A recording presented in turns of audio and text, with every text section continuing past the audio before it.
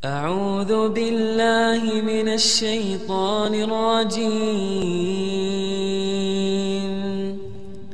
بسم الله الرحمن الرحيم.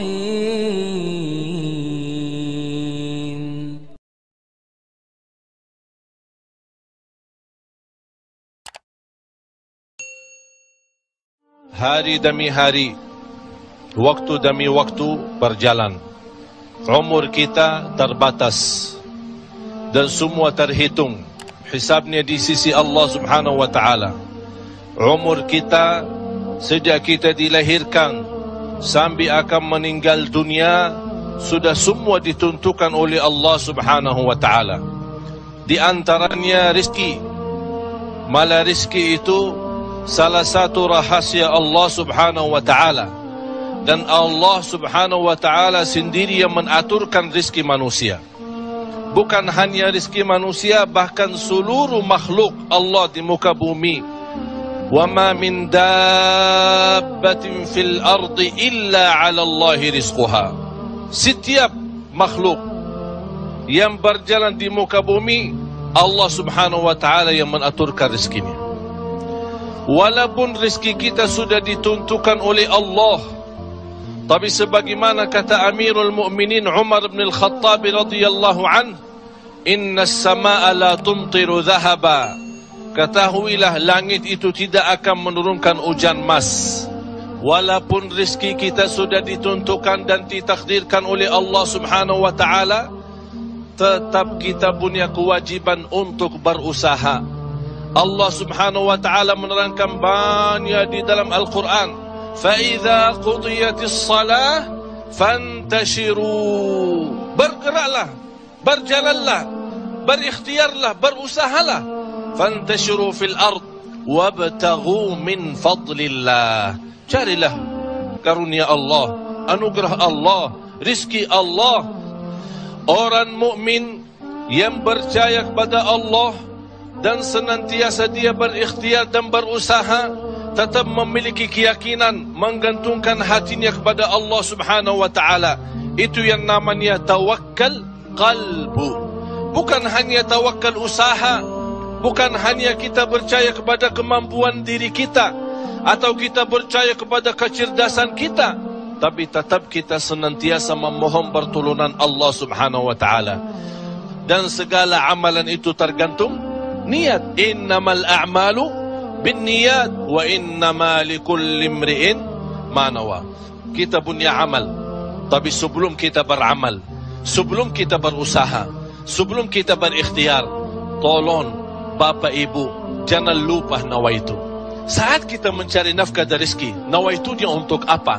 Jadikan rezeki itu adalah jembatan yang membawa kita mendapatkan ridha Allah, jembatan membawa kita masuk surga Allah.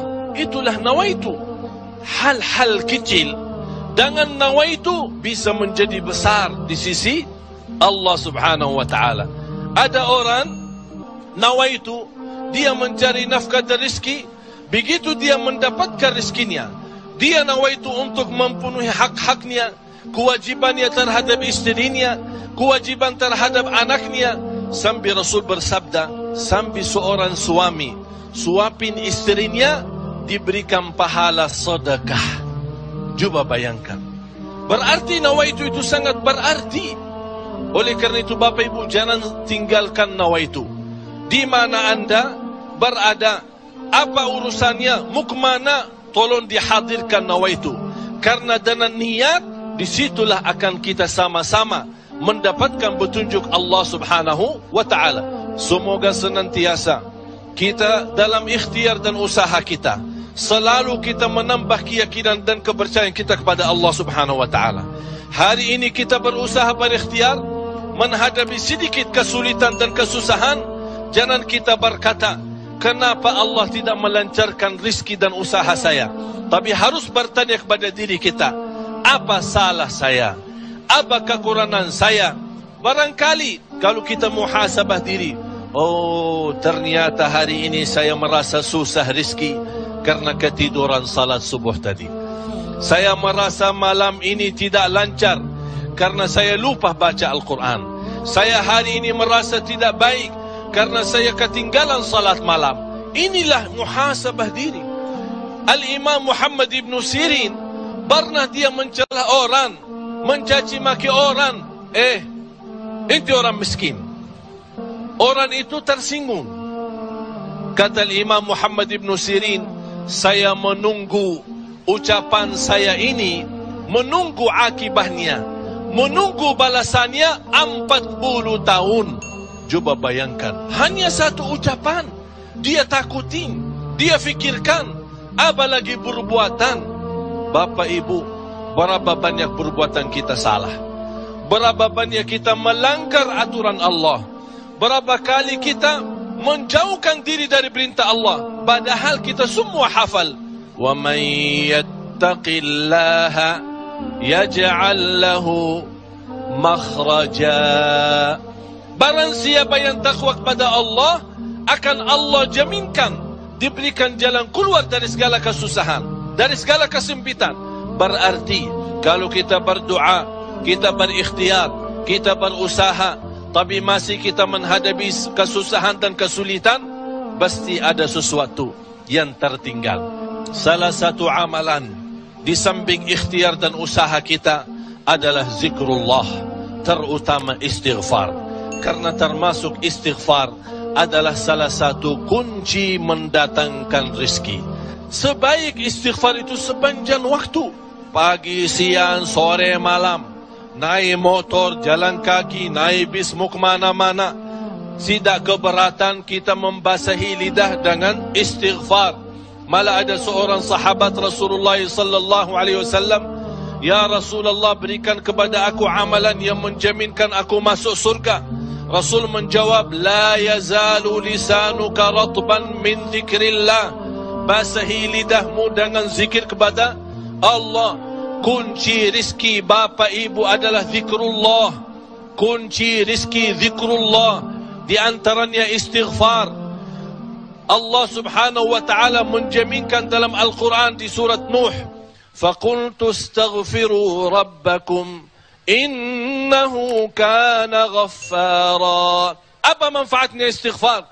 Yursilis samaa alaikum midrara وَيُمْدِدُكُمْ بِأَمْوَالٍ وَبَنِينَ وَيَجْعَلْ لَكُمْ جَنَّاتٍ وَيَجْعَلْ لَكُمْ أَنْهَارًا. Dengan istighfar terjamin keturunan. Dengan istighfar kemudahan rezeki. Dengan istighfar kelancaran usaha. Dengan istighfar kesembuhan dari penyakit. Dengan istighfar banyak kemudahan dan kemuliaan yang kita dapat. Kalau memang ingin ditambah rezeki kita, kalau belum sempat haji, kita ingin berhaji. Kalau kita sudah haji, ingin Allah menambah kita bisa haji lagi. La in syakartum lazim. Jadilah hamba yang bersyukur, karena nikmat Allah memang Bapak Ibu tidak bisa terhitung.